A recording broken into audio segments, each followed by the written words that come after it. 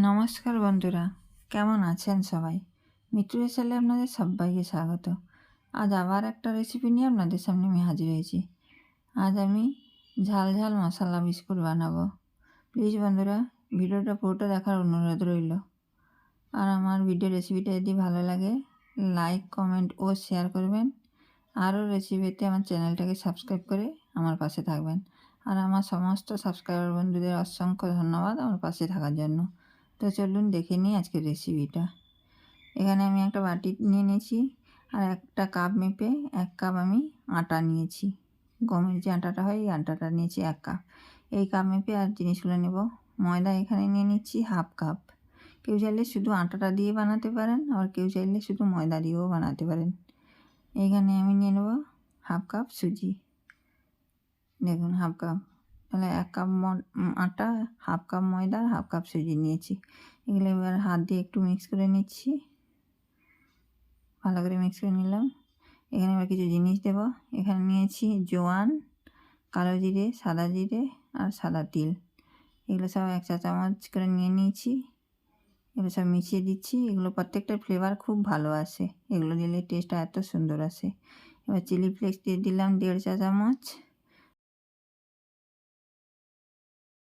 আর গোলমরিচের গুঁড়ো দিলাম 1.5 চা চামচ। হলুদটা এবার দেবো 1 চা চামচ মতন। এরপরে এখানে দেব আমি স্বাদ মতো নুন। নুনটা ওই 1 চা চামচ আর একটু দেবো। যে যার স্বাদ অনুযায়ী নুনটা দিয়ে দেবেন। আর এখানে আমি 1 চা চামচের মতন একটু চিনি দিচ্ছি। আমার মিষ্টি ফ্লেভারটা একটু ভালো লাগে, তাই একটু হালকা করে চিনি দিলাম। আপনারা না চাইলে স্কিপ করে দেবেন। চিনিটা না দিলে ঝাল ঝাল পুরো বিস্কুটটা হবে। কেউ পুরো ঝাল ঝাল করে খেতে চাইলে চিনিটা স্কিপ করে দেবেন, ভালোই লাগবে, খুব সুন্দর লাগবে। চিনিটা দিলেও হালকা হালকা মিষ্টি আসবে, সেটাও ভালো লাগবে। যেটা যার পছন্দ হবে সেই হিসাবে নিয়ে নেবেন। এবার সমস্ত উপকরণগুলো একসঙ্গে ভালো করে হাত দিয়ে মাখিয়ে নিলাম।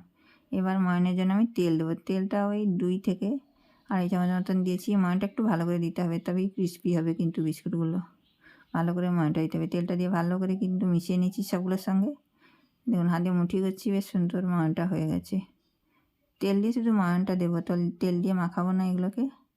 ময়ানটা দিয়ে দিচ্ছি তেল দিয়ে ভালো করে।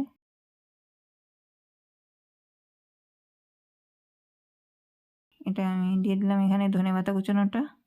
ধনেপাতা কুচানোটা 3 চামচ দিয়ে দিলাম। ধনেপাতাটা এবার মিক্স করে নিচ্ছি সবগুলোর সঙ্গে। এবার জল দিয়ে মাখাবো। জলটা কিন্তু একটু একটু করে দিয়েই ডোটা তৈরি করতে হবে। একসঙ্গে বেশি জল দিয়ে দিলে পাতলা হয়ে যাবে। একটু একটু করে জল দিয়ে মোটামুটি একটু মিডিয়ামভাবে ডোটা বানাবো। এই দেখুন, একদম পাতলা নয় আর একদম শক্তও নয়, এরকম করে ডোটা বানিয়ে নিয়েছি। একটু আমি হাত দিয়ে দেবে নিচ্ছি। এবার ছোটো ছোটো করে লেচি কেটে বিস্কুটের শেপ দিয়ে দেবো। কেউ চাইলে হাতে এরকম করে নিতে পারেন, না হলে বেলন দিয়ে বেলে করে, কুকিজ কাটার যদি থাকে কুকিজ কাটার দিয়েও কেটে নিতে পারেন। হাত দিয়ে করলে এরকম করে করে নেবেন। এই দেখুন, এরকম করে গোল করে নিয়ে একটু চ্যাপটা করে দিয়ে একটা ছুরির সাহায্যে উপরে একটু ডিজাইন দিয়ে দেবেন, দেখতে সুন্দর লাগবে। এই যে এরকম করে আমি করে নিয়েছি। আর একটা আমি করে দেখিয়ে দেবো। যেমনভাবে করছি এরকম করে করে নেবেন।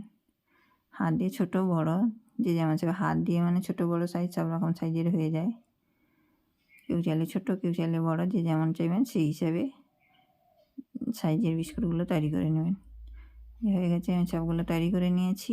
দেখুন কতটা সুন্দর হয়েছে দেখতে। এবার ওইদিকে আমি গ্যাসে কড়াইয়ে তেল বসিয়ে দিয়েছি। তেলটা গরম হয়ে গেছে, এগুলো এবার ভেজে নেব আমি। আর গ্যাসে কড়াইয়ের তেলটা কিন্তু মিডিয়াম গরম করেছি। একদম ফুল গরমে দিলে কিন্তু ভালো করে ভাজা হবে না। গ্যাসের ফ্লেমটা মিডিয়াম করে রেখেছি, আর গ্যাসের তেলটা মিডিয়াম গরম করেছি। এগুলোকে একটু বসিয়ে বসিয়ে ভাজলে উপর থেকে ভেতর পর্যন্ত সুন্দর ভাজা হয়ে যাবে। তা না হলে কাঁচা থেকে যাবে, ভেতরটা ভালো হবে না। বসিয়ে বসিয়ে ভাজলে ভাজাটা খুব সুন্দর হয়। গ্যাসের ফ্লেমটা কখনো মিডিয়াম কখনো লো, এইরকম করে করেই কিন্তু বিস্কুটগুলোকে ভেজে নিতে হবে। আর এই বিস্কুটগুলো এখন 1 মাস ধরে স্টোর করে রেখে খাওয়া যায়, কোনো অসুবিধা হয় না। 1 মাস পর্যন্ত থেকে যায় বিস্কুটগুলো। এতটা সুন্দর হয় কেউ বুঝতেই পারবেন না ঘরে যে বানিয়েছেন বিস্কুটগুলো। এদিন ভাজা হয়ে গেছে, এগুলো সব এবার আমি উঠিয়ে নেব তেলটা ঝাড়িয়ে। তুলে নিচ্ছি। তুলে নিয়ে আর যেগুলো আমি বানিয়ে রেখেছি সেগুলো ভেজে তুলে নিয়ে তারপরে আপনাদেরকে দেখাবো সবগুলো কতটা সুন্দর হয়েছে। এই দেখুন সবগুলো ভেজে নিয়েছি। বিস্কুটগুলো কতটা সুন্দর হয়েছে, কালারটা এতটা সুন্দর এসেছে, খুব সুন্দর হয়েছে, দেখতেও খুব সুন্দর হয়েছে আর খুব মুচমুচে হয় একদম। প্লিজ বন্ধুরা, আমার রেসিপি ভিডিওটা ভালো লাগলে বন্ধু বান্ধব পরিবার পরিজন সবার সঙ্গে শেয়ার করে দেবেন প্লিজ। একটা ভেঙে দেখাচ্ছি বিস্কুটটা কতটা খাস্তা হয়েছে, দেখুন ভেঙে যাচ্ছে, সুন্দর ভেঙে যাচ্ছে। ফুল ভিডিওটা দেখার জন্য সবাইকে ধন্যবাদ। টাটা।